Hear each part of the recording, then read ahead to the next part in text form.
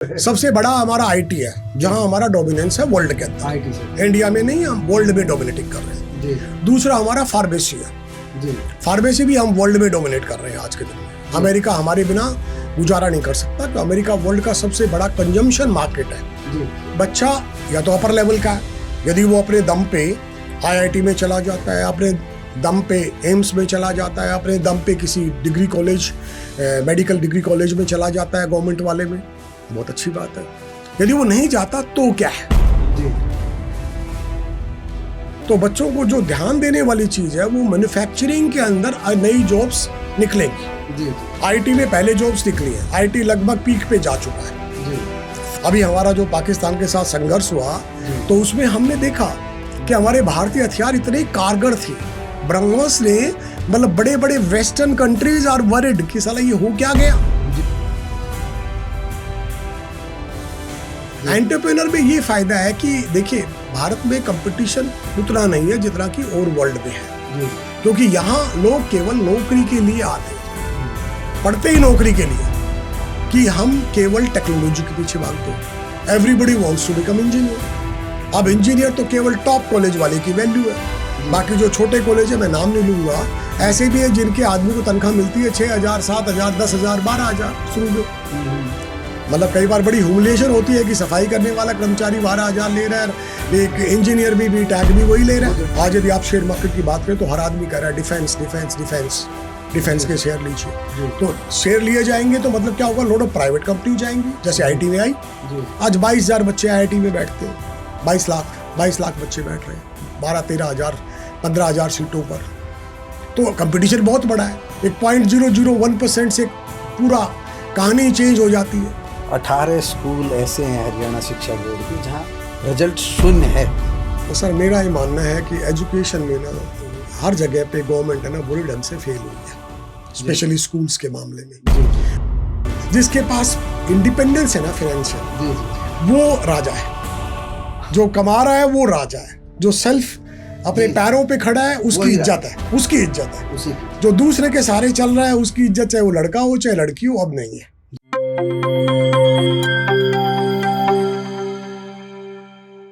दोस्तों सादर अभिवादन, मैं हूं महेश कुमार वैद्य और आप देख रहे हैं एनजेपी हरियाणा। दोस्तों पॉडकास्ट में आज हमारे साथ एक बार फिर से मौजूद हैं सत्यवीर यादव, यूरो ग्रुप के चेयरमैन हैं। और सबसे बड़ी बात यह, हमने यहाँ इनको यूरो ग्रुप के चेयरमैन के नाते नहीं बल्कि एक एजुकेशनिस्ट, एक शिक्षाविद के नाते आमंत्रित किया है। इनका बहुत लंबा तजुर्बा है शिक्षा के क्षेत्र में। अहमदाबाद की जो सुप्रसिद्ध आईआईएम इंस्टीट्यूट है वहाँ से इन्होंने एमबीए किया था और एमबीए करने के बाद ये अपना जो स्कूल का ग्रुप है उसको संचालित कर रहे हैं। लगभग 18 स्कूल अलग अलग ज़िलों में, इनके हरियाणा के अलग अलग ज़िलों में, राजस्थान में इनके 18 स्कूल चल रहे हैं। अब आपको हम ये बता दें कि ये अकेले शख्स, हम ये कह सकते हैं, जब इन्होंने एक विज़न देखा स्कूल स्थापित करने का तो आज लगभग 3,000 लोग इनके संस्थाओं में रोज़गार पा रहे हैं। चाहे वो ड्राइवर है, स्कूल बस का ड्राइवर है, चाहे वो प्रिंसिपल है, मतलब कोई किसी पद पर है, कोई किसी दायित्व पर है, कोई किसी जिम्मेदारी पर है। अलग अलग दायित्व संभालने वाले 3,000 के करीब जो लोगों को रोज़गार मिला है, ये इनके बौद्धिक क्षमता से, इसलिए कि इन्होंने नौकरी की बजाय स्वरोज़गार को चुना। और आज हमने इनको आमंत्रित इसलिए किया है कि अभी 10वीं के रिज़ल्ट आ गए हैं, 12वीं के रिज़ल्ट आ गए हैं। 10वीं के बाद क्या, 12वीं के बाद क्या? आज सबसे बड़ा प्रश्न अभिभावक के सामने यही है। पेरेंट्स सोचते हैं कि अब बच्चों को क्या करें, बच्चे भी सोचते हैं कि हमें 10वीं के बाद क्या करना है, 12वीं के बाद क्या करना है, और भी सवाल करेंगे। शुरुआत करेंगे 12वीं के बाद क्या। सतवीर जी, सबसे पहले तो आपका हमारे स्टूडियो में स्वागत है। तो सीधा सीधा हम सवाल ये करते हैं कि अभी रिजल्ट आया, आपने देखा है सीबीएसई का भी रिजल्ट आ गया है, हरियाणा विद्यालय शिक्षा बोर्ड का भी रिजल्ट आ गया है, और 12वीं के बच्चों के सामने बहुत सारी एक दुविधा बनी रहती है, अभिभावक के भी सामने, कि 12वीं के बाद क्या करें, करियर किस क्षेत्र में बनाएं। आप क्या कहेंगे, क्या मार्गदर्शन करेंगे? आपके मार्गदर्शन में काफ़ी बच्चों को लाभ मिलेगा ऐसा हम उम्मीद करते हैं, इसलिए आप बच्चों को गाइड कैसे करेंगे, क्या बताएंगे? जो देखिए 12वीं का बच्चा पहले तो अपने कैरियर का लगभग आधा हिस्सा डिसाइड कर चुका होता है कि वो साइंस में जाएगा, कॉमर्स में जाएगा या आर्ट्स में जाएगा। अब पॉइंट ये है कि जिन बच्चों के बहुत अच्छे रिजल्ट आएंगे वो compete करेंगे IITs के लिए, एम्स के लिए, मेडिकल कॉलेजेस के लिए, तो वो तो उनका तो एक अलग ही टाइप का है। जो बच्चे इनमें नहीं डिसाइड कर पाएंगे उनके बारे में क्या होगा, वो मेन पॉइंट है। देखिए, जिनको एडमिशन नहीं मिल पाएगा, यस सर, जिनको अच्छे कॉलेज में एडमिशन तो सबको मिल जाएगा सर, कहीं ना कहीं छोटे इंस्टीट्यूट में मिल जाएगा। जो इंस्टीट्यूट को के चलाने वाले भी इतना ज्ञान नहीं रखते होंगे, उनकी कोई मार्केट वैल्यू भी नहीं होगी, तो इंस्टीट्यूट के लेवल पे बहुत बड़ी बात होगी। एक्चुअली जो इंस्टीट्यूट का मालिक होता है ना, जो गवर्निंग बोर्ड होता है, उसमें किस टाइप के लोग हैं वो बड़ा होता है। जैसे आप सोचिए, आज के दिन में जो यूनिवर्सिटीज हैं, मैं नाम नहीं लूंगा, बट जैसे हमारे नॉलेज सिटी है सोनीपत में, वहाँ हमारे काफी अच्छे अच्छे इंस्टीट्यूट्स आए हैं। उन इंस्टीट्यूट्स में लोग ऐसे हैं जो भविष्य को देख सकते हैं। They are the people man who saw tomorrow. उन्होंने कल का देखा है कि कल क्या होगा। तो वो लोग अपने जो कोर्सेज को डिफाइन करते हैं, वो ये सोच के करते हैं कि भाई ये बच्चे जो 12th के बाद उनके पास आएंगे, वो लगभग 6 से 7 या 8 साल उनके पास पढ़ेंगे या और किसी इंस्टीट्यूट में पढ़ेंगे, और उसके बाद उस टाइम में उनकी जॉब की रिक्वायरमेंट क्या होंगी वो उनको मतलब बहुत आगे का सोच करके जो है वो स्टडी मटेरियल तैयार करते हैं। 6 या 7 साल, 8 साल, क्योंकि सोचिए ग्रेजुएशन में 4 साल हो जाएंगे, 2 साल पोस्ट ग्रेजुएशन में हो जाएंगे। अब डॉक्टर बनता है तो उसको MBBS में 5 साल लग जाएंगे, फिर उसके बाद उसका कुछ करना पड़ेगा, उसको अपनी कोचिंग लेनी पड़ेगी, अपना करना पड़ेगा, फिर PG करेगा, सुपर स्पेशलाइजेशन करेगा, तो कोई 10 साल भी लगेगा, कोई 6 साल लगेगा, किसी को 8 साल लगेगा, मतलब 6 से 10 साल का लगेगा। तो वो 6 साल से 10 साल के बाद भारत का क्या होगा, मतलब जो मार्केट कैसा होगा। क्योंकि हमारे यहाँ भारत में सबसे बड़ी प्रॉब्लम क्या है कि 140 करोड़ हमारी जनसंख्या है, लगभग वर्ल्ड के नंबर 1 पे हैं हम, लेकिन हम यदि आप बात करें तो एक डेवलप्ड राष्ट्र नहीं है। सच्चाई तो यह है कि हम एक गरीब राष्ट्र हैं। यदि हम पर कैपिटा इनकम की बात करें तो हम दुनिया में 112वें नंबर पे आते हैं, और 112वें नंबर का मतलब हो गया कि टोटल 180-190 कंट्री हैं। इस 112 के अंदर बहुत पीछे हैं आप। 52 कंट्री तो केवल वो अफ्रीकन यूनियन के जोड़ दीजिए जिनको नरेंद्र मोदी जी ने पिछली बार G20 में भारत में ज्वाइन करवाया था, और उसके बाद टोंगो, पोंगो, कोंगो, इस टाइप के कंट्रीज हैं। तो प्रैक्टिकली हम लोग 112वें नंबर पर हैं, तो बहुत बुरी बात है। लेकिन दूसरी कहानी ये है कि इकोनॉमिकली अब हम 4th लार्जेस्ट इकोनॉमी बन गए 5 दिन पहले। अब इस जो आया है सर्वे, उसमें आगे कि हम 4th लार्जेस्ट इकोनॉमी बन गए, 4थी सबसे बड़ी अर्थव्यवस्था। हमने जापान को पछाड़कर और हम आगे आ गए हैं। अब हमारे से अगला जर्मनी है, जर्मनी के बाद चाइना, चाइना के बाद पाकिस्तान, ना चाइना के बाद अमेरिका, यानी अब हम 4थी इकोनॉमी है। तो 2 चीजें बड़ी विचित्र हो रही हैं कि सबसे गरीब राष्ट्र और सबसे बेस्ट बच्चे। ये एक बड़ी कहानी है। अमेरिका के अंदर बोलते हैं यदि बच्चा इंडियन है, IITian है, IIM का है, तो वो वर्ल्ड का सबसे बेस्ट है। अमेरिकन बड़ी बड़ी कंपनियों पे हमारे लोग कब्जा करके बैठे हुए हैं। यदि आप बात करो जिस कंपनी, मतलब भारत के जो यूथ है, भारत का यूथ है वो बड़ा इंटेलिजेंट है। आपको एक चीज बतलाऊं, 25 भारतीय अमेरिकन, यानी जो बोर्न तो अमेरिकन है, भारतीय है, और आज वो अमेरिका में है। यदि आप उनकी बात करो तो वो 25 लोग $5 ट्रिलियन इकोनॉमी ऑफ अमेरिका को संभाल रहे हैं। 25 आदमी वो संभाल रहे हैं। ठीक है। भारत की इकोनॉमी कल हुई है, 4-5 दिन पहले हुई 4 ट्रिलियन, यानी भारत की 4 ट्रिलियन को हम 140 करोड़ संभाल रहे हैं, और ये भारतीय 25 लोग केवल, ये लोग अमेरिका की $5 ट्रिलियन की इकोनॉमी को संभाल रहे हैं, यानी हमसे 1.25 गुना। ये क्यों हो रहा है? भारत में एजुकेशन है ना, वो अपर लेवल की हो रही है। At the same time Bharat में ऐसे भी पढ़ाई हो रही है जिसकी कोई वैल्यू नहीं। भाई ऐसे हमारे डिग्री कॉलेजेस खुल गए हैं, ऐसे हमारे मतलब या तो बहुत अप है या बॉटम में। बट वर्ल्ड में आज भारत का सिक्का है, क्योंकि यदि आप IT को देखें, बहुत वर्ल्ड में टॉप में हो गया।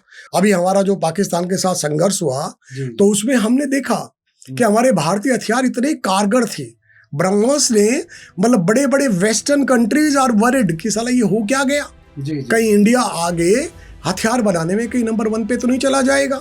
कहीं जो इनकी दुकानदारी चल रही है रसिया की और अमेरिका की या फ्रांस की, क्या ये खत्म तो नहीं हो जाएगी?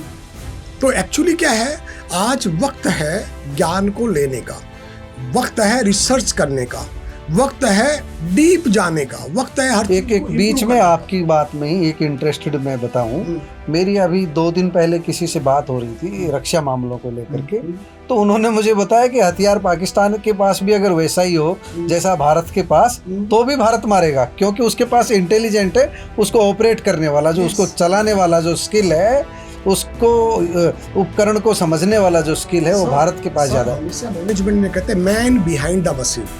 मैन और वुमेन, या लेडीज नेगेटिव ना ले, मैन और women behind the machine. Machine से ऊपर जो बैठा हुआ है वो कौन है, वो क्या कर रहा है, कितने लेवल का ट्रेंड है।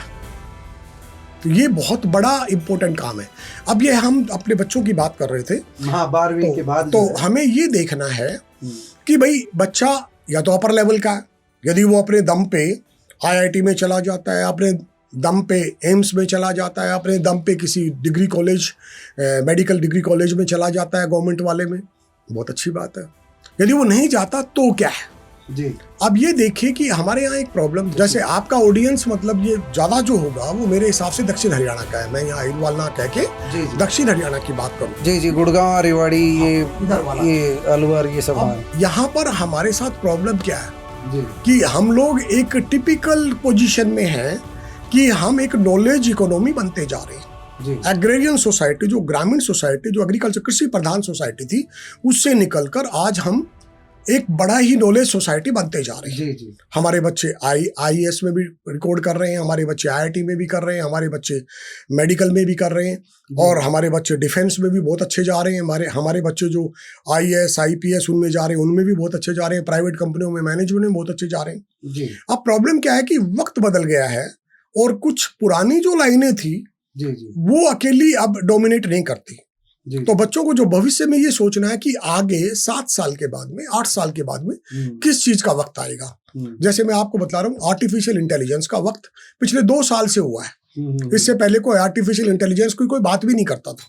गलत तो नहीं कह रहा हूँ सर मैं? नहीं, सही कह रहे हो। 2 साल में एकदम AI इतना बन गया कि वर्ल्ड में AI की बात होती है। जब चाइना की एक कंपनी एक AI के अंदर एक अपर लेवल पे चली गई और अमेरिका में डिस्टर्ब हो गया, एक दिन के अंदर 10% धड़ाम से गिरा था अमेरिकन मार्केट।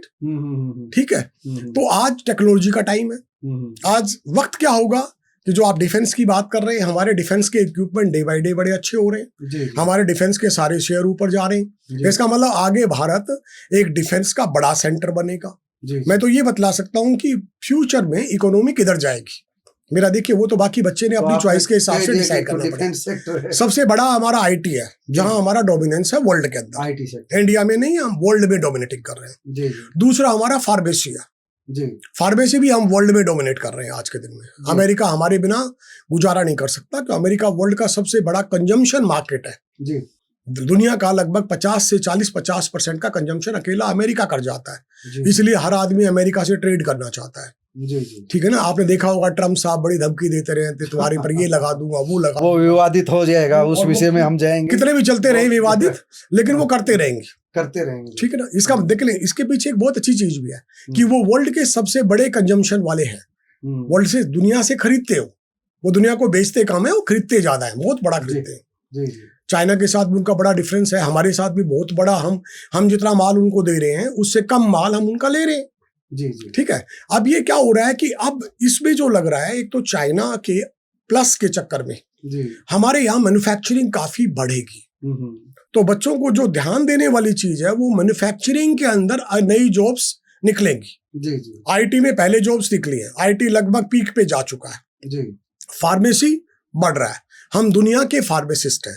मुझे तीसरा वाला फील्ड लग रहा है डिफेंस इक्विपमेंट, जहां हम बहुत बड़ा काम करेंगे, बहुत बड़ा काम करेंगे जी जी। ठीक है, तो एक्चुअली क्या बच्चों को ये देखना है कि भाई टेक्नोलॉजी में जाना है या कॉमर्स में जाना है।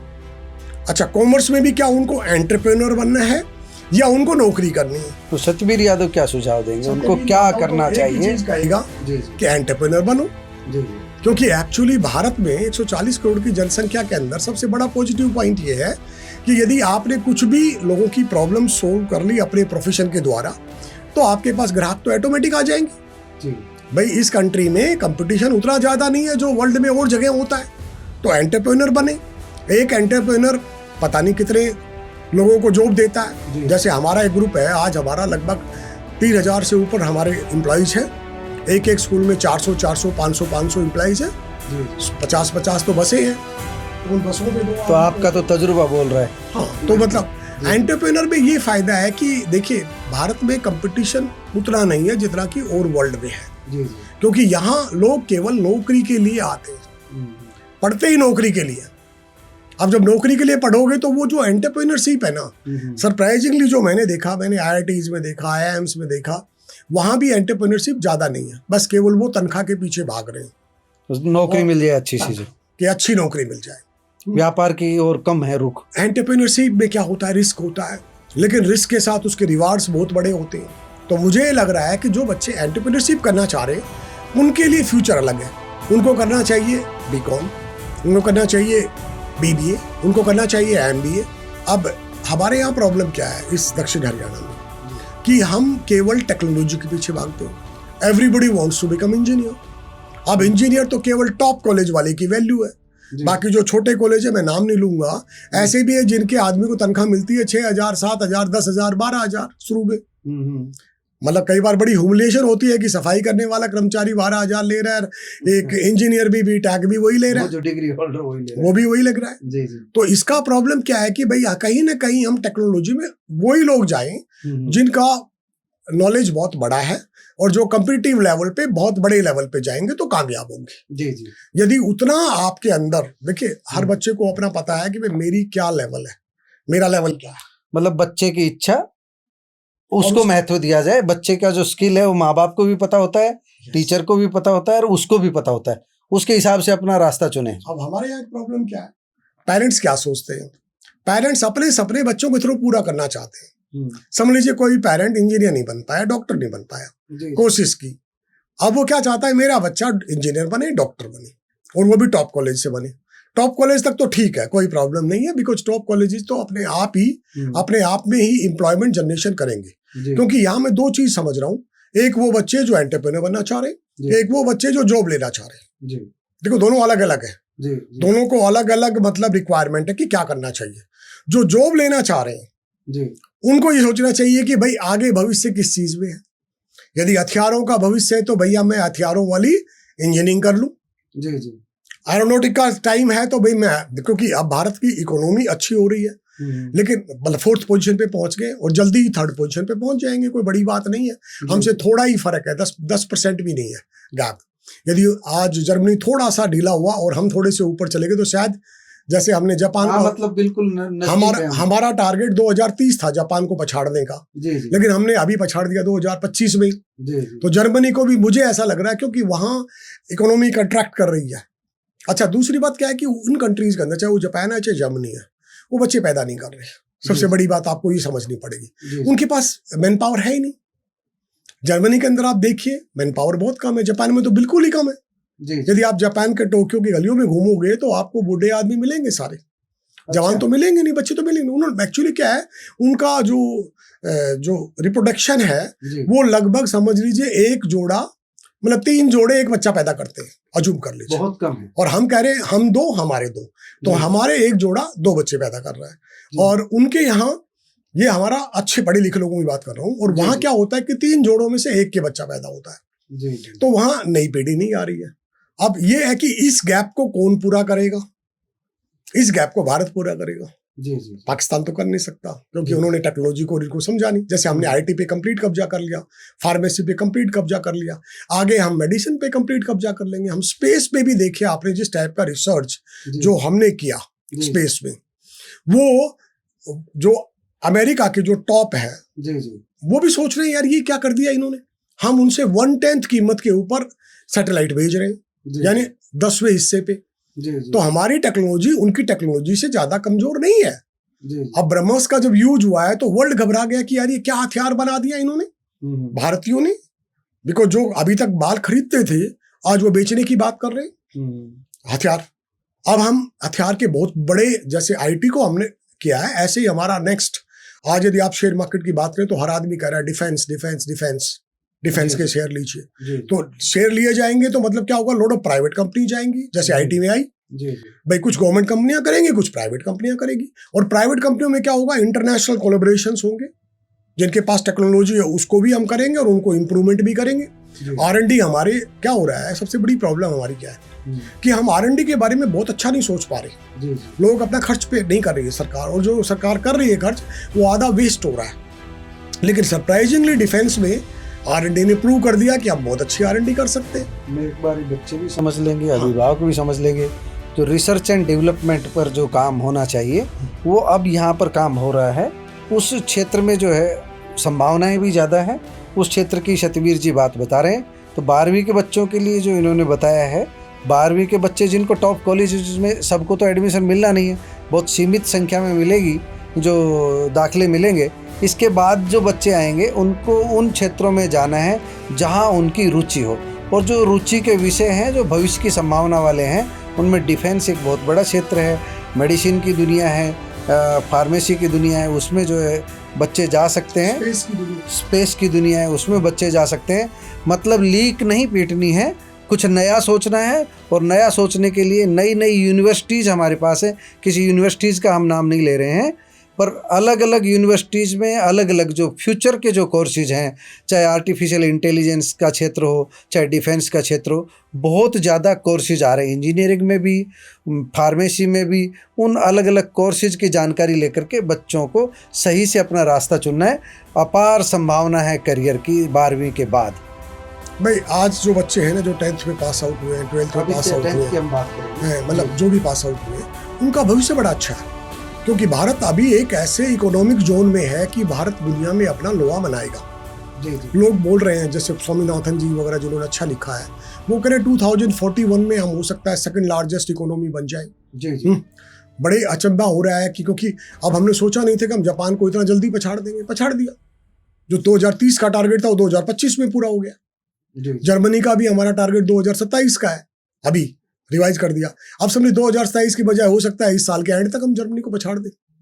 फिर हमारी टक्कर रहेगी अमेरिका से और चाइना से, वो ज्यादा गए। लेकिन सबसे पहला पॉइंट हमारे यहाँ जरूरी क्या है, हमारा इंग्लिश लैंग्वेज के ऊपर अच्छा नॉलेज होने के कारण, वो चाहे वो लॉर्ड मैकाले ने अपने मतलब के लिए किया, लेकिन आज हमारी जो लैंग्वेज सीखी है ना, उसके कारण हम चाइना हमसे कम्पीट नहीं कर पा रहा है। मैन पावर सप्लाई के अंदर हम दुनिया के सबसे बड़े मैन पावर सप्लायर हो सकते हैं।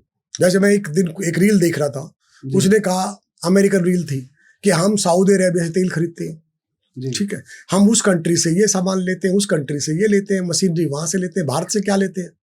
तो क्या बोलते हैं, कहते हैं भारत से हम मोस्ट इंटेलिजेंट लड़के और लड़कियां लेते हैं जो आकर हमारी कंपनियों को संभालते हैं, और भारतीय आदमी कभी जाके गंदगी नहीं करता। जैसे कुछ मुस्लिम कंट्रीज का आपको पता है, मैं नाम नहीं लूंगा, जिन्होंने जाकर मतलब पंगे लेते हैं उल्टे सीधे, यूनिवर्सिटीज के अंदर धरने, प्रदर्शन और पता नहीं क्या क्या होता है। भारतीय सभ्य हैं और वो अपने फोकस्ड है। सबसे बेस्ट पार्ट ये है कि वो फोकस्ड है, वो अपने वाले पे काम करना चाहते हैं। क्या करना? तो हम दुनिया के सबसे बड़े मैन पावर सप्लायर होंगे। हमारा विषय लंबा जा रहा है, हम इस विषय को मोड़ करके, क्योंकि मैं यहाँ कोई यूनिवर्सिटी का नाम नहीं लूंगा, लेकिन मैं एक चीज कह रहा हूँ, आप गूगल करिए, आप व्हाट्सएप पे जाइए, बेस्ट यूनिवर्सिटीज देखिए, बेस्ट कोर्सेज देखिए। अब जो इनोवेटिव कोर्सेज और इनोवेटिव यूनिवर्सिटीज है ना, दे विल डू बेटर। अब नॉलेज पार्क है हमारा सोनीपत के पास, है, सरकार ने बहुत पहले बनाया था, हुड्डा साहब के टाइम में बना था। तो आज क्या है कि उसके अंदर बहुत इनोवेटिव यूनिवर्सिटीज है जो रिसर्च कर रही है कि भाई आज जो लड़का आ रहा है उनमें से 1-1 करोड़ रुपए तक की तनख्वाहें मिल रही है उनको, because they are getting it. तो ये चीज है, जैसे मतलब वो नए नए सब्जेक्ट ला रहे हैं और प्रैक्टिकल सब्जेक्ट ला रहे हैं, जिसकी जरूरत है, परंपरा से हट के काम। मेरे हिसाब से जो एजुकेशन है ना, जैसे हमने यूरो ग्रुप में एक चीज बड़ी क्लियर की, हमारी कहानी और भी बड़ी प्रॉब्लम है, क्योंकि हमें 20 साल की प्लानिंग करनी पड़ती है। हमारे पास बच्चा छोटा आता है और वो 20 साल आगे की सोचते हैं, लेकिन यूनिवर्सिटीज क्या है, यूनिवर्सिटीज को 6 साल 7 साल 8 साल आगे सोचना पड़ता है, क्योंकि उनका पीरियड थोड़ा होता है हमारी बजाय। तो वो जो लोग ये काम कर रहे हैं ना, वो यूनिवर्सिटीज है जो बहुत कुछ चेंज कर रही है। भारत सरकार ने भी NEP बना दी, बट सरकार में जो ग्रोथ, आप जानते हैं, सरकार में जो रियल इनोवेशन होता है उसमें बहुत टाइम लग जाता है, उसका आउटपुट बहुत लंबे टाइम के बाद दिखता है। बट आज भारत सरकार भी सजग है, वो समझती है कि वक्त बदल रहा है, और इस बदले हुए वक्त में यदि हमने अडाप्टेशन नहीं किया, तेज भी चलना पड़ेगा। हमारे राष्ट्रीय सुरक्षा सलाहकार क्या कहते हैं, अजीत डोभाल, कि हमेशा वो लोग जीतते हैं जो वक्त के हिसाब से अपने आप को बदलते हैं। सबसे पावरफुल आदमी नहीं जीतता, जो अडाप्टेशन करता है चेंज कर लेता वो है होता है। यही डार्विन कहता है species which do not change with time become extinct, जी जी खत्म हो जाती है। तो सबसे बड़ी बात क्या है कि हमें एजुकेशन में अब जो ध्यान देने वाली चीज है वो ये है कि भाई हम तो एम्प्लॉयमेंट ओरिएंटेड लोग हैं मेजोरिटी, जी जी तो एम्प्लॉयमेंट ओरिएंटेड हैं, तो इसलिए हमें तो उन कोर्सेज पे ध्यान देना है जो एम्प्लॉयमेंट जनरेट करेंगे आज से 6 साल बाद, 7 साल बाद, 8 साल बाद, और वो आपको उद्यमी बनाएंगे। और वो जो भी, चाहे आप नौकरी भी कर रहे हैं, नौकरी भी कर रहे हैं, एंटरप्रेन्योर के ऊपर भी है, बहुत सारे द्वार खुलने वाले हैं। बहुत एक्चुअली क्या भारत ऐसे ऑर्बिट में है कि इकोनॉमी जो बढ़ रही है वो दुनिया की सबसे फास्ट स्पीड से बढ़ रही है। जी, जी, जैसे हम 6.5% की बात कर रहे हैं, जी, जबकि बहुत कंट्री तो नेगेटिव बढ़ रहे हैं, मतलब बढ़ नहीं रहे, गिर रहे हैं, माइनस में जा रही हैं, हम उठ रहे हैं। तो ये है कि इन बच्चों के सामने एक बड़ा अच्छी अपॉर्चुनिटी है। लेकिन मैं एक चीज बतलाऊं टेक्नोलॉजी के साथ, ये अब टेक्नोलॉजी तो एक चीज है, पर टेक्नोलॉजी भी रेलेवेंट होनी चाहिए। जैसे मेरे लोगों ने कहा एरोनॉटिकल क्या करे, मैंने कहा अब होगा, क्योंकि अब जितनी स्पीड से गाड़ियां चल रही हैं उतनी ही स्पीड से अब हवाई जहाज चलेंगे। जी जी, हर नॉर्मल आदमी भी आ जाएगा, छोटे छोटे हेलीपैड बन जाएंगे, नारनौल में बड़ा बनेगा या समझ लीजिए रेवाड़ी में बनेगा, और ये छोटी मोटी दूर की यात्राएं है ना, ये भी जहाज के द्वारा होंगी जैसे अमेरिका में होता है। जी जी, जब इकोनॉमी में कुछ जहान आती है, उछाल आती है, और जब बहुत ज्यादा लोग कस्टमर आ जाते हैं तो कॉस्ट प्राइस कम हो जाती है, उसकी कीमत गिरा दी जाती है। जी जी, आपकी 12वीं की जो बातें हैं, 12वीं के बच्चे इनसे संतुष्ट होंगे, लेकिन 10वीं वालों के सामने एक चैलेंज होता है 10वीं के बाद भी। उसके बाद भी कोई छोटे कोर्सेज होते हैं, ITI में चले जाते हैं, कुछ बच्चे दूसरे कोर्सेज होते हैं उनमें चले जाते हैं, और ज़्यादातर जो है 10वीं के बाद जो है 12वीं करना चाहेंगे, जो +2 में जाते हैं, +1 में एडमिशन लेते हैं। उन बच्चों के लिए, 10वीं वालों के लिए क्या मार्गदर्शन है आपका? जो देखो सर, 10वीं वाले बच्चे, क्योंकि 12वीं वाले बच्चे अपना लगभग एक सब्जेक्ट सेलेक्ट कर चुके हैं। हाँ, उनका तो आप या वो साइंस कर लिया, या उन्होंने कॉमर्स कर लिया, या उन्होंने आर्ट्स कर लिया। जी जी, 10th वाले बच्चे अभी उस स्टेज पे हैं कि उनको ये डिसाइड करना है कि कहाँ घुस लगेंगे। लेकिन सबसे बड़ी बात क्या है हमारे यहाँ एजुकेशन में, एक IIT से बच्चा निकलता है वो 2 करोड़ साल की तनख्वाह ले रहा है जी, और एक साधारण इंजीनियरिंग कॉलेज से निकलता है वो 10,000 रुपये पर मंथ यानी 1.25 लाख रुपए की सैलरी की बात कर रहा है। तो ये गैप है ना, जो हमारे टाइम में ज्यादा नहीं था, अब बहुत बड़ा गैप हो गया है, तो वो मेहनत के द्वारा निकलेगा। अब सबसे पहली बात क्या है, मैं 10th वाले बच्चों को एक चीज कहता हूँ कि जो भी आप डिसीजन लें उसमें सबसे बड़ा कंटेंट होना चाहिए आपका अगले 2 साल या 3 साल हार्ड वर्क। ये अगले 2 या 3 साल आपकी लगभग 50-60 साल की जिंदगी को डिफाइन करेंगे, इफेक्ट करेंगे। ये डिफाइन करेंगे कि क्या ये बच्चा एक बहुत ही टॉप की कंपनी में टॉप एग्जीक्यूटिव होगा, या एक बहुत बड़ा एंटरप्रेन्योर होगा, या वो एक साधारण टाइप का 10वीं करते ही सोचना चाहिए बहुत ज्यादा उस विषय में। वैसे तो 8वीं के बाद ही स्टार्ट हो जाना चाहिए बच्चों को। हम क्योंकि 6-7 तक तो बच्चे इतने ज़्यादा समझदार नहीं होते, जो हम पढ़ा देते हैं वो पढ़ लेते हैं। लगभग 7वीं-8वीं में बच्चा अपने कैरियर के बारे में सोचने लग जाता है। तो मेरा हमेशा एडवाइस 10वीं वालों के लिए संक्षिप्त में क्या? अच्छा, 10वीं वालों के लिए सिंपल एक चीज़ है कि बेटा आपके जो अगले 2-3 साल हैं वो आपकी ज़िंदगी के अगले 60 साल को इफेक्ट करेंगे। ये टर्निंग पॉइंट है। जो आपने एक पिक्चर थी ना कि ये अगले 32 मिनट या कितने मिनट आप भूलोगे नहीं। जी जी, है वो क्रिकेट कौन सा उसका मैच था, हॉकी का, हाँ, चक दे इंडिया, ठीक है। तो वो वाला पॉइंट है कि बेटा ये 2 साल या 3 साल तुम कभी भूलोगे नहीं अपनी जिंदगी में। अच्छे करोगे तो अच्छाई आ जाएगी, और खराब करोगे तो खराबी आ जाएगी, और वो खराबी 1-2 दिन के लिए नहीं आएगी, आपके 60 साल के लिए आएगी एवरेज। तो ये बड़ा पीरियड है कि मेहनत करने का। तो आपका जो फोकस रहेगा, जो भी सब्जेक्ट चूज करोगे, तो उसके अंदर बहुत ही मेहनत करनी पड़ेगी। सबसे बड़ी प्रॉब्लम क्या है, आज 22,000 बच्चे IIT में बैठते हैं, 22 लाख बच्चे बैठ रहे हैं 12-13 हज़ार 15 हज़ार सीटों पर। तो कंपटीशन बहुत बड़ा है। एक 0.001% से पूरा कहानी चेंज हो जाती है। मतलब हम कह सकते हैं कि नींव भरने का वक्त है, भवन खड़ा होना है, तो मजबूती से 2 साल 11वीं और 12वीं पूरी जो मेहनत करनी है वो कर लीजिए। इसी पर आपका भविष्य टिका हुआ है। बहुत बड़ा 10वीं के बच्चों के लिए यही संदेश है। जो एक और जरूरी सवाल है, अब इस समय कोचिंग सेंटर कोटा, सीकर, नारनौल, रेवाड़ी, दिल्ली, जगह जगह से हम एडवर्टाइजमेंट देखते हैं। जो बच्चों को जो भविष्य के सपने दिखाने वाले जो संस्थान हैं उनको लेकर के आप क्या कहेंगे? कोचिंग की क्या भूमिका बच्चों के करियर में रहने वाली है?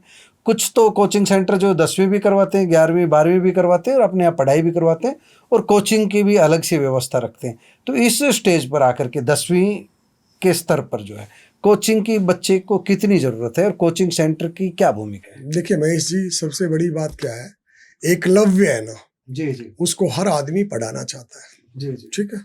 आज के दिन में यदि आप बात करोगे, अपने स्कूल रेवाड़ी की बात कर लें, जी तो रेवाड़ी का हर स्कूल स्कॉलरशिप देने को तैयार है। जी जो बच्चा एकलव्य है ना, उसको फ्री एजुकेशन देने को तैयार है, जी जी क्योंकि भगवान ने हर आदमी को अपने ढंग से बनाया है। स्कूल का किसी नाम को- होगा उससे। किसी को शक्तिशाली बना दिया, किसी को दिमाग को डेवलप कर दिया, किसी की बॉडी को डेवलप कर दिया, किसी की नजाकत को डेवलप कर दिया। जी जी तो ये प्रभु के ऊपर होता है, जी इसको बहुत ज्यादा बदला नहीं जा सकता। जी तो जो एकलव्य है ना, क्या होता है कि उनको आज कोचिंग इंस्टीट्यूट बहुत ज्यादा, और अच्छे स्कूल जो बड़े स्कूल हैं वो अट्रैक्ट कर रहे हैं उनको, और वो उनके पास जा रहे हैं। उनके ऊपर द्रोणाचार्य बैठाकर जी उनको अर्जुन बनाया जा रहा है। जी ठीक है। जी उनमें से सब तो अर्जुन बनते नहीं, जी लेकिन क्या होता है, 2 बनते हैं जी तो 2 लाख के ऊपर भीड़ इकट्ठी हो जाती है। जी अब पहले कोटा चल रहा था, अब नया आ गया आपके पास, ये सस्ता है। अपने इलाके के बहुत लोग इधर भाग रहे हैं, जो अभी आप नाम ले रहे थे, सीकर। जी जी सीकर में भाग रहे हैं, अपने बहुत बच्चे सीकर में भाग रहे हैं। जी एक्चुअली क्या है, मेरा एक चीज है, यदि आप में सच में जी आपके अंदर ज्ञान है, आपका दिमाग है, और आप हार्ड वर्क करना चाहते हैं और आप रिस्क ले सकते हैं, तभी जाएं। जी वरना क्या होगा कि आप वहां जाएंगे, ना घर के रहेंगे ना घाट के रहेंगे।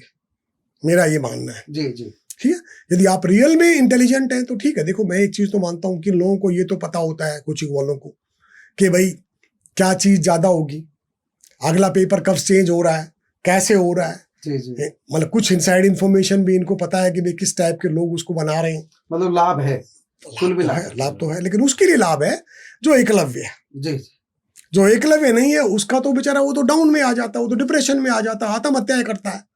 प्रॉब्लम क्या होता है, जब हर बहुत ज्यादा जो पीछे है दौड़ में, उसको वहां जाना नहीं चाहिए। बहुत ज्यादा पीछे नहीं सर, जो थोड़ा सा भी पीछे है। देखो अब क्या है हाँ, कि जिस टाइप की जनसंख्या हमारी आ रही है ना, India is a pretty youth country. जी हमारा 35%, मतलब 35 साल से जो कम उम्र के बच्चे हैं, जी वो हमारे 65% है हमारी पॉपुलेशन का। जी हमारी पॉपुलेशन का 65% है। हम्म, तो आप सोचिए किस स्पीड से हमारे जवान बच्चे बढ़ रहे हैं। जब मैं पढ़ता था उस टाइम सीनियर क्लासेस में बहुत कम थे। आज हर बच्चा आ रहा है, हर लड़की आ रही है, हर लड़का आ रहा है। कंपटीशन बहुत है, सर्वाइवल ऑफ फिटेस्ट है। जिस दिए में जान होगी वही दिया रह जाएगा। यदि आप में सच में जान है तो शायद आपको कुछ बेनिफिट हो। लेकिन एकलव्य को मेरा ही मानना है कि उसको हर जगह ही बेनिफिट है। उसको चाहे कोचिंग में जाए चाहे नहीं जाए, वो इम्प्रूव कर जाएगा। क्यों? कि उसने ज्ञान है। वो एकलव्य तो बहुत सारे हैं। अभी ये रिजल्ट आया है अभी हरियाणा विद्यालय शिक्षा बोर्ड का, 18 स्कूल ऐसे हैं हरियाणा शिक्षा बोर्ड के जहाँ रिजल्ट 0 है। इसे लेकर के आप क्या कहेंगे? सर मेरा ये मानना है कि एजुकेशन में ना हर जगह पे गवर्नमेंट है ना बुरे ढंग से फेल हुई है, स्पेशली स्कूल्स के मामले में। जी जी और लोगों के दिमाग में क्या आ गया कि भाई जो प्राइवेट स्कूल है ना वही अच्छे, और ये वैसे ही नहीं आया, ये रिजल्ट दिखाया। जैसे आप अहिरवाल की बात कर लीजिए, दक्षिण हरियाणा की, तो आप देखिए इन स्कूलों ने तो वैसे आपको बुरा लगेगा, वैसे सरकार ने शिक्षा का जो सिस्टम था, स्वास्थ्य का सिस्टम था, उसकी ओर ध्यान नहीं दिया जितना दिया जाना चाहिए था। नहीं तो प्राइवेट स्कूल और प्राइवेट हॉस्पिटल नहीं आते सर। हाँ, तो ये आप भी जानते हो। आप अमेरिका में जाइए, हर क्या होता है वहाँ, जैसे एक बड़ा शहर, मतलब अच्छा शहर है, जी, तो वहाँ जितना इनकम टैक्स आता है ना, उसका एक पर्टिकुलर परसेंटेज वहाँ की गवर्नमेंट स्कूल को दिया जाता है। जी जी ठीक है। जहाँ से जो कमाई आती है उसका एक पर्टिकुलर हिस्सा दिया जाता है। अब आप कहोगे ये है तो गलत, लेकिन गलत क्यों नहीं है कि वहां लोग प्राइवेट स्कूल में नहीं जाते, क्योंकि उनके जो खुद के स्कूल होते हैं वो अच्छे ढंग से, समझ लीजिए मैं एक इनकम टैक्स दे रहा हूँ, मैं इनकम टैक्स पे बड़ा, तो मतलब क्या है कि जिस इलाके में मैं रह रहा हूँ उस इलाके का भाई उसके स्कूल को ज्यादा इंप्रूव करो। अभी आप सोशलिज्म के खिलाफ है, कोई बात नहीं भाई, वो तो देखो सरकारों ने क्या करना है, वो तो एक सरकार की अपनी फिलॉसफी होती है। पर मेन प्रॉब्लम आज क्या हो रही है कि जो अच्छे बच्चे हैं ना, वो या तो कोचिंग में चले गए, या फिर प्राइवेट स्कूल में। नहीं, हम तो एक IIM माइंडेड जो है वो सतवीर यादव, वो सरकार को क्या सुझाव दे सकते हैं? ये जीरो रिजल्ट वाला तो सरकार को सुझाव तो एक ही है सर कि टीचर्स को रिस्पॉन्सिबल बना दो, प्रिंसिपल्स को रिस्पॉन्सिबल बना दो। यदि टीचर काम नहीं कर रहा है, प्रिंसिपल काम नहीं कर रहा है, देखो सर हम प्राइवेट में क्या करते हैं, हम जो टीचर अच्छा है, जिसका रिजल्ट अच्छा आता है, वो हमारे यहाँ तेजी से बढ़ता है, और जो पढ़ाना नहीं चाहता और पढ़ाने का ढंग नहीं आता, वो हमारे यहाँ से निकाल दिया जाता है। जी जी कि जिस दिन गवर्नमेंट ये कर देगी ना, जी जी है, देखो बहुत इंफ्रास्ट्रक्चर को बहुत बड़े डेवलप करने से कोई बहुत बड़ा फायदा नहीं होता, लेकिन जो टीचर का लेवल है जी जी जी और टीचर की इच्छा है, अब आप बताइए ना, तो आप पेनलाइज कर सकते हैं। इस सृष्टि में दो की वैल्यू रही है, जी जी या तो सांप की वैल्यू रही जो काट सकता है, जी। या लक्ष्मी की वैल्यू रही है जो आपको कुछ दे सकती है। जी अब गवर्नमेंट में क्या होता है कि टीचर का ना तो काटने की ताकत है गवर्नमेंट को, और ना उसको अप्रिशिएट करने की ताकत है। जी जी प्राइवेट स्कूल तो कर रहे हैं। आपने उदाहरण बहुत अच्छा दिया। हाँ, ये सच्चाई है। पैसा सरकार वैसे पैसा तो अब टीचिंग लाइन में दे रही है, ऐसा ये तो बात सर, पैसे की बात है ना, यदि आप उनको इंडिविजुअल नहीं कर रहे हैं कि आप वो रिजल्ट के प्रति वो रिस्पॉन्सिबल हो। जी जी देखिए सर, यदि आप विद्वान हैं जी तो आपकी विद्वता आपके रिजल्ट से ही तो पता चलेगी। जीता वही सिकंदर, जी जी जो जीत गया वो सिकंदर, जिसका रिजल्ट आ गया वही है। जी जी यदि आपका रिजल्ट नहीं आ रहा तो फिर आप कैसे टीचर हैं? तो सरकार क्या करेगी उस रिजल्ट वाले पर? क्या उस टीचर को पेनलाइज करेगी? क्या उसकी इंक्रीमेंट रोकेगी? और क्या कुल जिसका मिलाकर अच्छा के- रिजल्ट आ रहा है कुल मिलाकर के सरकार को वो देना पड़ेगा। करना पड़ेगा। तो भाई दो ही चीज है ना, देखो जी। जिंदगी में हारने का डर, मेरा अपना ही मानना है, दो चीज होती है। नहीं, एक तो हारने का डर होता है ना, जी जी उससे आदमी बहुत मेहनत करता है, कुल मिला के और एक जीतने की खुशी होती है ना, जी जी उसके लिए काम करता है इंसान। दो के लिए काम करता है, हारने का डर जी। और जीतने की खुशी। गवर्नमेंट में के टीचर को ना तो हारने का डर है और ना जीतने की खुशी है। इसलिए वो निश्चिंतता से अपने चल रहा है, जो सिस्टम चल रहा है, सिस्टम चल रहा है, चल रहा है। चलिए जो दोस्तों, आपने सतवीर यादव की बात सुनी। सीधा इनका हम निष्कर्ष एक बार फिर आपको बता देते हैं। जो 10वीं के छात्र हैं उनके सामने बड़ी चुनौती अगले 2 साल हैं। 11वीं और 12वीं अपनी बौद्धिक क्षमता के हिसाब से अपना विषय चुने और कड़ी मेहनत करें। ये 2 साल हैं, इतने कीमती है। 12वीं वाले के लिए इतनी चिंता की बात नहीं है। 10वीं के बाद 11वीं और 12वीं जो 2 कक्षाएं हैं, 11वीं और 12वीं, उनके लिए सबसे बड़ा चैलेंज है कड़ी मेहनत करना। इस समय की हुई मेहनत पूरी उम्र का जो है वो भवन तैयार करेगी। जो अब नींव भरी जाएगी वही पूरा भवन तैयार करेगी। 12वीं के बच्चों के लिए एक एडवाइस आई है जो सतवीर यादव की तरफ से कि नए विषय इनोवेशन की तरफ आगे दें। 20 साल बाद की सोचें, क्या किस क्षेत्र में हमको जाना चाहिए, परंपरा से हटके। जैसे खेती के बारे में नहीं कहते हैं कि खेती में विविधीकरण करें। बाजरा, सरसों, जो परंपरागत गेहूं हम करते आ रहे हैं, उससे आगे सोचेंगे तो बढ़िया परिणाम मिलेगा। तो सतवीर यादव का भी कहना है डिफेंस का सेक्टर है, केवल एक सेक्टर की तरफ नहीं भागना है। डिफेंस सेक्टर है, स्पेस का सेंटर है, फार्मेसी का सेक्टर है, दुनिया भर के सेक्टर आ रहे हैं, उनकी तरफ आपको बढ़ना है। 12वीं के स्टूडेंट्स के लिए बहुत काम की बात आपने बताई है। तो 12वीं जो पास कर चुके हैं उनके लिए कॉमर्स का क्षेत्र भी बहुत अच्छा क्षेत्र है। BBA कर सकते हैं, BCom कर सकते हैं, क्योंकि आगे उद्योगपति बनने के लिए यही जो 2 विषय हम बता रहे हैं वही ज़्यादा उपयोगी रहेंगे। साइंस में जिनको जाना है, मेडिकल में जाना है, वो साइंस चुन सकते हैं। लेकिन जो ये बता रहे हैं कि सबसे बड़ा नौकरी से बड़ा उद्योग है, जो व्यापारी बनेगा, जो उद्यमी बनेगा, उसके लिए कॉमर्स के क्षेत्र में जाना, मैनेजमेंट के क्षेत्र में जाना ज़्यादा फायदेमंद होगा। ये सीख दी है, ये सलाह दी है सतवीर यादव ने। आपका बहुत बहुत धन्यवाद यादव थोड़ा सा साहब। मैं बोलना चाहूँगा लास्ट वर्ड्स। जी जी क्या है, हम जो एजुकेशन में क्या देख रहे हैं, बहुत बड़ा चेंज। लड़कियां बहुत तेजी से उभर रही हैं, लड़के धीमे धीमे अपना परसेंटेज खोते जा रहे हैं। हाँ, लड़कियों का ही परसेंटेज ज़्यादा आ रहा है। CBSE के टॉप 1000 की बात करो तो आज लड़कियां उनमें 60% 70% तक पहुंच गई हैं। जी जी आप IAS की बात करो, वहां भी पहुंच गई। डिफेंस की बात करो तो आपको डिफेंस में भी पहुंच गई है। IT में बात करो, एक्चुअली क्या होता है, लड़की मोर फोकस्ड है। हमारा जो सामाजिक ढांचा है ना, उसमें लड़के क्या है, मोटरसाइकिल लेके घर से निकल रहा है, माँ बाप कुछ कह नहीं पा रहे, ठीक है। लड़की अपने घर में रहती है, उसको थोड़ा सा हम ज़्यादा बाहर नहीं जाने देते, वो अपनी पढ़ाई करती है। उसको ये पता है। यहाँ मैं पेरेंट्स से एक बात करूँगा कि लड़के और लड़की के बीच में जो आपकी सोच में बहुत बड़ा डिफरेंस था ना, उसको हटा दें, क्योंकि अब लड़कियां बहुत कुछ करेंगी। भारत की तरक्की 2 लोग करेंगे। एक तो जिसको हम बैकवर्ड जेंडर बोलते थे, बैकवर्ड जेंडर का मतलब फीमेल्स की बात कर रहा हूँ, ठीक है, बोलते थे, वो है नहीं, है नहीं जी। ऐसे ही बैकवर्ड कास्ट, ऐसे ही बैकवर्ड एरियाज, जो बड़ी डेवलपमेंट आएगी बैकवर्ड एरियाज में आएगी, बड़ी डेवलपमेंट बैकवर्ड कास्टों में आएगी, बड़ी जो ग्रोथ है वो आएगी बैकवर्ड जेंडर में। तो हमें क्या करना है कि लड़की को, जब ये स्पेशली 12th के बाद में पेरेंट्स बाहर भेजते हुए बड़े डरते हैं, लड़की को झट से भेज देंगे, लड़की को नहीं भेजेंगे। लेकिन अब लड़की, तो वो सोच बदल लेनी वो चाहिए, सोच बदलनी पड़ेगी, लड़कियों को आगे लाएं। They have proved it. जी जी आईएएस में भी देखिए, टॉप वाले मतलब निकाल के देख लीजिए, टॉप 100 में कितने कितने लड़कियां हैं, कितने लड़के। जी जी। मेरे टाइम में, मेरे इंजीनियरिंग कॉलेज में 250, 4 क्लास में 250 लोग थे, जी जी। उनमें केवल एक लड़की थी, और आज 60% लड़कियां हैं। चेंज आ गया, बहुत बड़ा, कई नारी सशक्तिकरण की तरफ बढ़ रहा है। आई एम रोहतक के अंदर तो जी। लगभग 70% लड़कियां, 80% लड़कियां आ गई है। तो प्रैक्टिकली, बिकॉज देखो, दिमाग तो लेडी में हमसे कहीं ज्यादा होता है, आदमी से ज्यादा होता है। लेकिन क्या था, उसको डर था और परिवार का सहारा नहीं था। जो ही उसको परिवार का सहारा मिला, उसको स्कूल का सहारा मिला, उनको स्कूल के टीचर्स बढ़िया रहेगा। से इतने मिला। दिन हम लोगों ने जो है वो किया, तो थोड़े दिन वो रोटी बना लिया करेंगे उनके लिए, जो बढ़िया हो जाएगा। मैं तो कई बार बच्चों को बोलता हूँ, बेटा यदि पढ़ाई नहीं करनी है तो रोटी बनाना सीख लीजिए।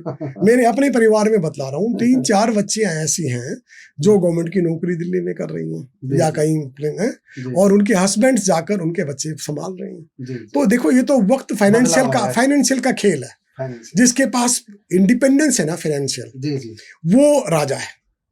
जो कमा रहा है वो राजा है। जो सेल्फ अपने पैरों पे खड़ा है, उसकी इज्जत है, उसकी इज्जत है। जो दूसरे के सहारे चल रहा है, उसकी इज्जत, चाहे वो लड़का हो चाहे लड़की हो, अब नहीं है। जी। लेकिन यदि पेरेंट्स को मैं एक चीज कहूंगा कि लड़कियों को मौका दीजिए, उनको अच्छे कोर्सेज में डालिए, और उसके साथ मतलब वो अपने गांव में कहते हैं दुबात मत करिए, उसके साथ मतलब वो बायसेस मत रखिए, और वो देखना क्या होगा। आज लड़कियां जिस स्पीड पे हो रही हैं, भारत की तरक्की बहुत बड़ी, लड़कियां उड़ान भरेंगी, निश्चित रूप से उड़ान तो भर चुकी है, हर लाइन में।